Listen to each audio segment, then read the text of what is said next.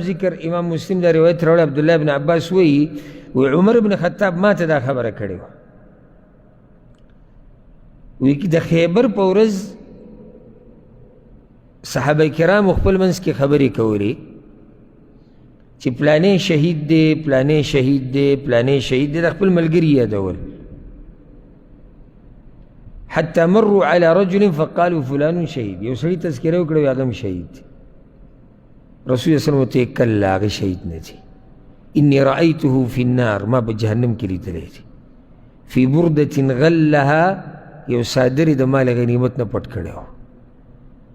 دنیا سړی کمزي ته رسوي د پیغمبر په ملګرتیا کې جهاد او یو صادر مال غنیمت نه غلا یو صادر یو کمزي ته یې رسو او چې دا ټولې دنیا غم دې راغستی دا الف نه دی یا پورې کمزي ته به دې ورسوي ځکه زه تاسو ته ما مخکې ویلي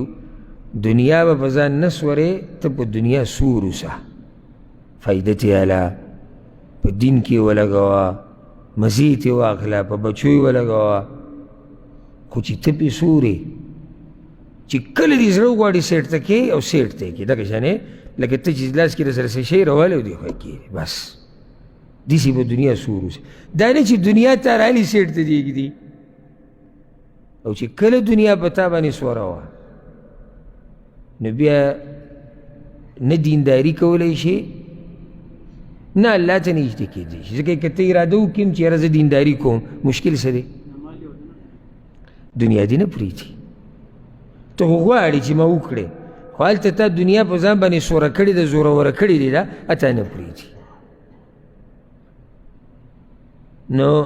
د یو صادر د لاسه بیا رسول صلی الله علیه وسلم وی عمر بن خطاب ته وی ابن الخطاب ای د خطاب زویا اذهب فنادي في الناس لاړ شه اواز وکړه اعلان وکړه په خلکو کې انه لا يدخل الجنة الا المؤمنون چې جنت ته به صرف مؤمنان ځي نور څوک به ورته نه ځي الحمد لله الذي هدانا لهذا وما كنا لنهتدي لولا ان هدانا الله الله شکر دی چې موږ ته د ایمان او د اسلام هدایت کړی دی او که الله نه وی کړی موږ ته هدایت موږ به د دین د سره پېژندلی نه وی او بیا صرف دا نه چې مسلمانان یې پیدا کړي مسلمانان او هغه نظریه چې د قرآن او حدیث موافق د هغه یې راته رانصیب کړې ده او بیا د دین سره لږ ډېر تړون د دین سره او ټک خطا خدمت چې دا تندې الله ته په خاورو کې خاورې کړو دې شکر بادانه کړو چې په دې دومره خلکو کې موږ کمزوري ګناهګار بندګان غوره کړي او دې دین ته کینو د الله احسان دی په موږ باندې د عمر رضی الله عنه دې سیرت ته چې ته ناست یې که نه اورې د الله احسان دی په تا باندې چې تا له دومره طاقت او توفیق درکړو چې ته رالې تا واورېد نو عمر رضی الله عنه ورغی او اعلان یې وکړو چې جنت ته به نه ځي مګر مؤمنان په دغه وخت کې د شعبان د میاشت وه اووم کالو خیبر نه خیبر ته نږدې دغه وخت کې خیبر شوی رسول صلی الله علیه وسلم عمر بن خطاب د 10 کسانو سره لېږلی و یو علاقې ته چې هغې ته تربه ویلی کېږي تربه دا یو وادي ده مکې ته نږدې یعنې د هغه ورځو د اندازې مطابق 2 ورځې دې ته سفر و